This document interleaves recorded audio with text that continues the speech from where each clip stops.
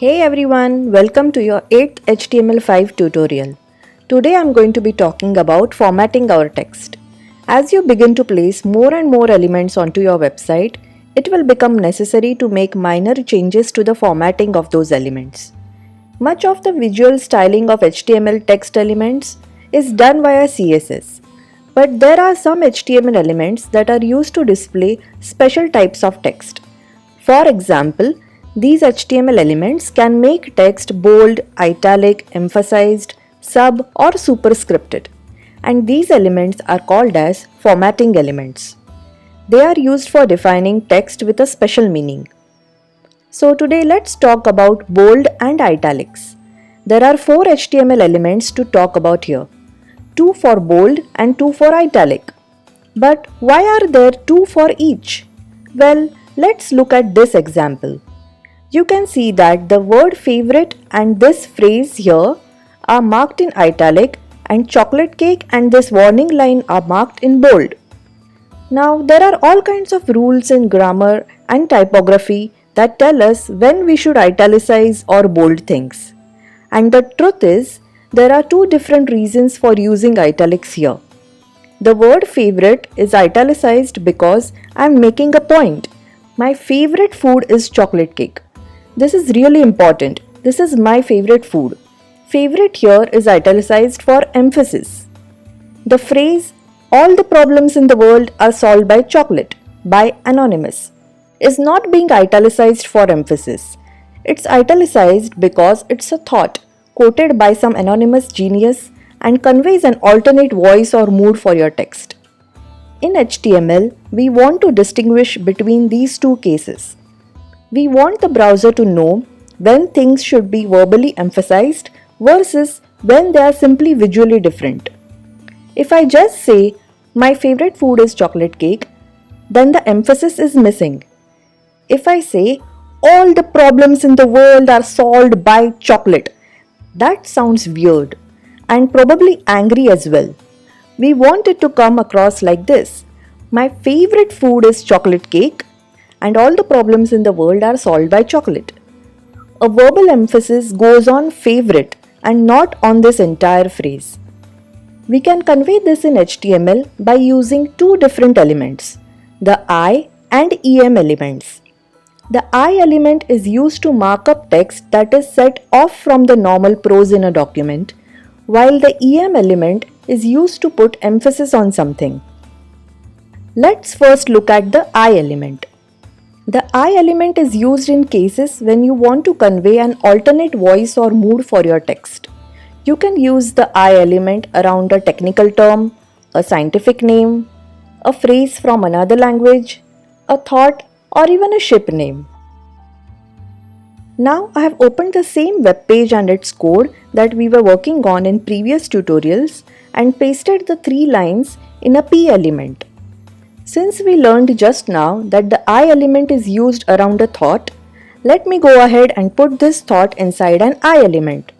So your opening I tag will go before the thought and the closing tag will go after the thought since we want the entire thought to be italicized. Now if you see in the browser, our thought has displayed in italics. So typically text inside an I element displays in italics on most browsers, but this is not necessarily true always. So you should only use the I element to define a different mood of text and not use it to simply make something italic. If you just want your text to be displayed in italics, then you can use CSS for that and you can even style the I element with CSS. Now let's talk about the EM element. The EM element is used to place an emphasis on certain words. It is used to define emphasized text. A screen reader will pronounce the words enclosed in EM with an emphasis, that is using verbal stress. So in this sentence, my favorite food is chocolate cake, you would add the EM tag around the word favorite to emphasize it. So let's add the EM tag around the word favorite.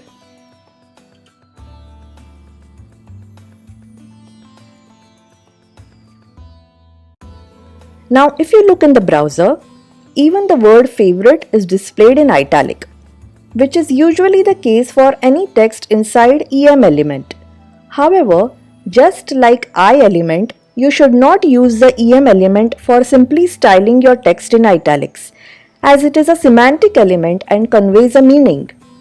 Styling should be done in CSS. So we can see that visually the text inside I and EM elements looks exactly the same. But don't be tricked, they are not the same. It's important that we don't just get lazy and only use one of these for everything. They potentially create very different results, especially for anyone listening to the content. Now there are also two elements that we can use to mark something as bold: the strong element and B element. The strong element conveys importance, seriousness, and urgency. The B element just gives a bold styling to your text. Let's first look at the strong element.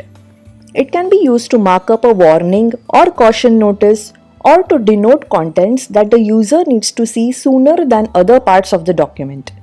We should use it to mean, hey, this is important. Like the EM element, it conveys meaning. In this example, the strong element is used to denote the part of the text that the user is intended to read first. Now, if you look at this sentence in our paragraph, warning, cake contains nuts, you can tell that this sentence conveys a vital dietary information to the consumer of the cake. You would definitely want this sentence to be clearly seen on your page, as some people are highly allergic to nuts. In such a scenario, when you want to display an important text, you should use the strong element. So let's wrap this line inside a strong element.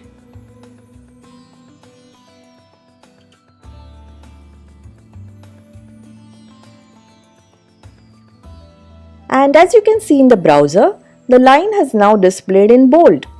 But it's not just bold, it has a semantic importance. So you should use the strong element only to mark up important text and not for its bold style. As again, for styling text in bold, you can use CSS. Now let's look at the other element which gives a bold styling to your text, the B element. The B element is like the I element. It's generic, neutral. It doesn't mean anything. It just gives us a way to mark something so that it can be styled as bold. There's no implication of an alternative voice or mood. Here I have a paragraph where I want certain words to jump out for the reader. But I don't want to convey any special meaning to the browser or to a screen reader. So I will use the B element. So in our paragraph here, if you wanted to draw the reader's attention to the words chocolate cake, then you would wrap them inside a B element. So let's put the words chocolate cake inside the B element. And you can see in the browser, chocolate cake has now displayed in bold. But again, if we simply want to make something on the page in a bold font, we don't use the strong or B element. We just use CSS to style any element that we want. For example, if you wanted an entire paragraph to be bold, then you should use CSS for styling it. You should not use the B element here as is seen in this example. Whereas, if you wanted only a part of a paragraph to be bold, then you could use the B element here. The B element gives us a way to mark something that otherwise doesn't have an element. So if you see here, these three words didn't have a separate element of their own. So we added a B element around them to make just these three words bold in this entire paragraph. Also, you must only use the B element as a last resort if no other appropriate tag is available. Another thing is that you must use the B tag only for making your text bold and not to use it to replace heading elements or any other semantic tags. Now, although there is no visual difference between how the text inside a B and strong element is displayed, these elements are used for different purposes. The B tag is just used to make text bold without giving it any extra importance, and the strong tag imparts a semantic importance to your text. And that's it for today. These were just a few of the formatting elements. In the next tutorial, we will learn some more formatting elements. Now let's quickly review. The EM, I, strong and B are the four elements that we have in HTML to mark up text that needs to be italicized or bolded.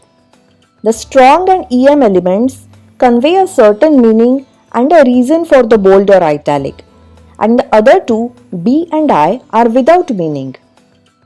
If you would like to have the code for this entire web page, then I have put a link in the description below.